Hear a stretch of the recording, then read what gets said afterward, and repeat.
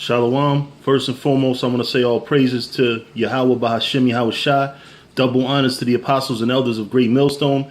And salutations to you brothers throughout the four corners of the earth, teaching the truth in righteousness and sincerity. Just want to, this is a continuation to the response to the SOB, Saints of Blunder.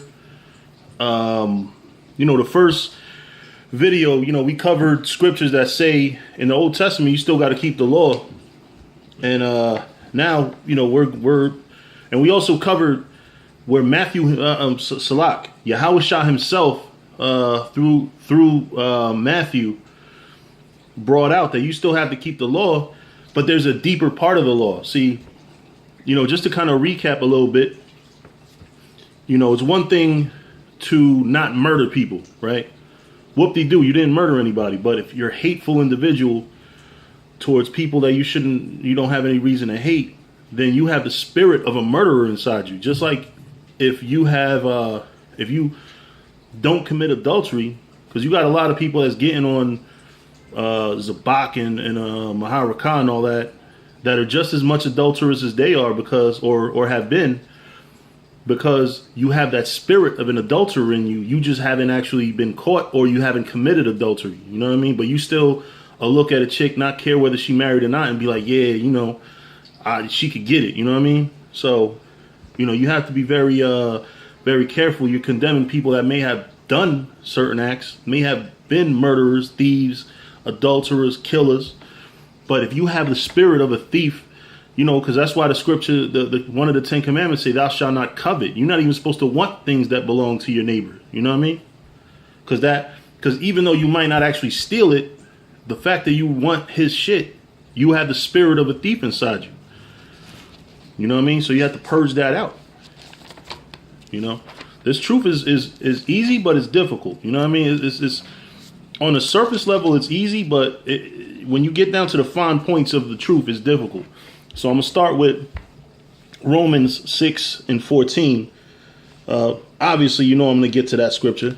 It say, for sin shall not have dominion over you. So sin, which we're going to get what that is in a minute. For ye are not under the law, but under grace. So we're not actually under the law. What does that mean to not be under the law? Well, right now, I'm not going to die if I steal or if I murder somebody, unless somebody retaliate. I'm not going to get stoned. You know what I mean? But it says, what then? Shall we sin? So now is it a free-for-all? You can be a murderer, a thief, an adulterer. You can cut your beard off completely. Because we are not under the law, but under grace, God forbid.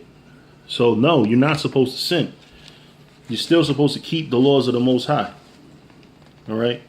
So just to explain what sin is, just in case anybody is not clear on it. 1 John 3 and 4. Whosoever sin committeth transgression.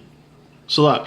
Whosoever committeth sin transgresseth also the law. For sin is the transgression of the law. Transgress means to go against. So you go against the law, then you are actually sinning. So that I couldn't put that any more blatant.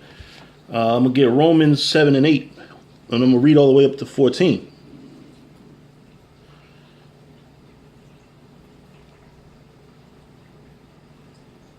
Okay, hold on. I'm gonna start at 7 because that's actually deep. 7 and 7. What shall we say then? Is the law sin? So is the law itself transgressing the law?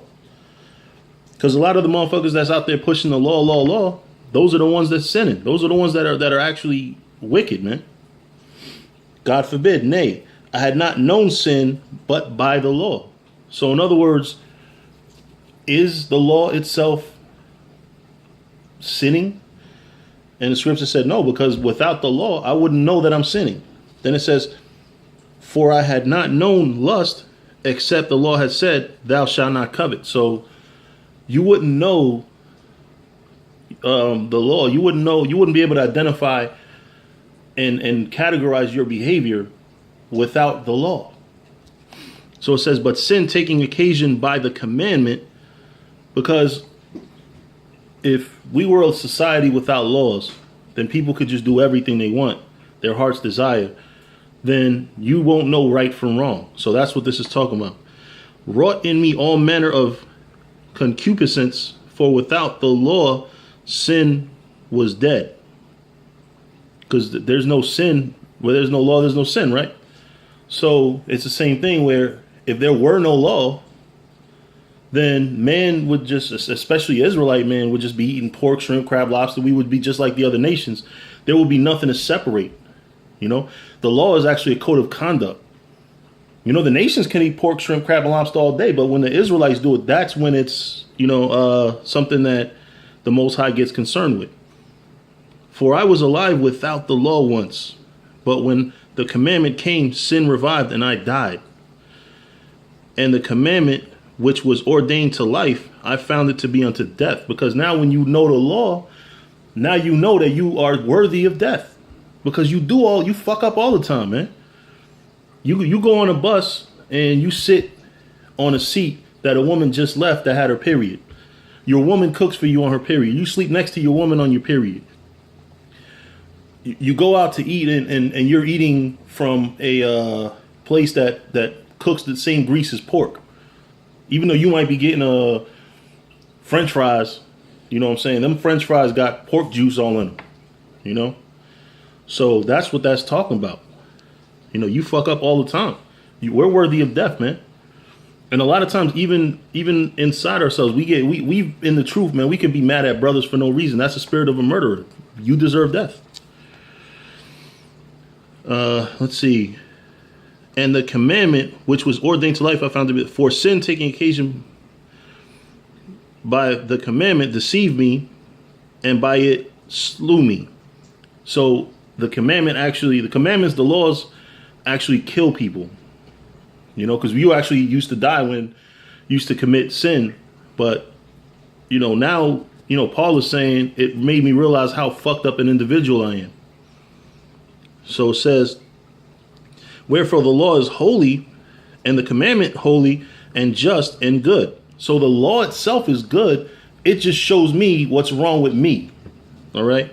So it said, was then that which is good made death unto me? God forbid. So what's good? Is it supposed to kill me? God forbid. But sin, that it might appear sin, working death in me by that which is good, that sin by the commandment might become exceedingly sinful. So basically, with the law, that, it's basically letting him know how foul he is in the inside. It made him check himself, basically. For we know that the law is spiritual, but I am carnal, sold under sin. All right, so the law is spiritual, because now we're talking post Yahushua. We're not talking about the same law from the Torah. We're talking about the same law from the Torah with Yahushua's fulfillment of it. So now he completed the law. He made it not just where you don't murder. You're not supposed to have no hatred in your heart towards your brother. All right.